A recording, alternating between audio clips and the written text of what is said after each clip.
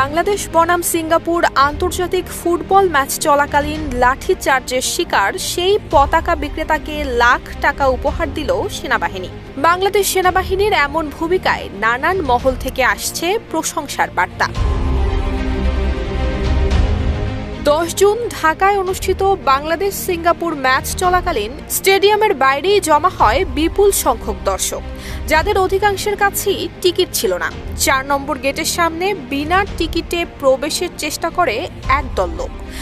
একনল advanced hygiene soap, এবার জীবাণু ধুলাবালি ঘাম ক্লিন বোল্ড, যারা এক পর্যায়ে জোর করে গেটে বিশৃঙ্খলা সৃষ্টি করে। পরিস্থিতি নিয়ন্ত্রণে সেনাবাহিনী সহ অন্যান্য আইন শৃঙ্খলা রক্ষাকারী বাহিনী সতর্কতা জারি করে এবং এক পর্যায়ে মব ছত্রভঙ্গ করতে লাঠিচার্জ করতে বাধ্য হয়।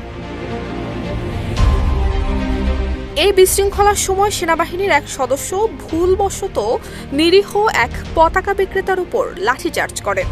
ঘটনাটি সম্পর্কে সেনাবাহিনী জানায়, এটি একটি বিচ্ছিন্ন এবং অনিচ্ছাকৃত ঘটনা। আবেগঘন মুহূর্তে ভুল করেই এই কাজটি ঘটে। ঘটনার পরপরই সেনাবাহিনী বিষয়টি গুরুত্বের সঙ্গে নিয়ে পতাকা বিক্রেতাকে খুঁজে বের করে।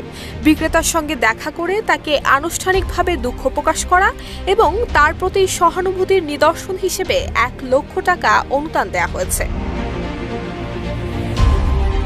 সেনাবাহিনী আরও জানিয়েছে, ঘটনাটির সঙ্গে জড়িত সদস্যের বিরুদ্ধে সেনাবাহিনীর প্রচলিত আইনে শাস্তিমূলক ব্যবস্থা গ্রহণ করা হচ্ছে।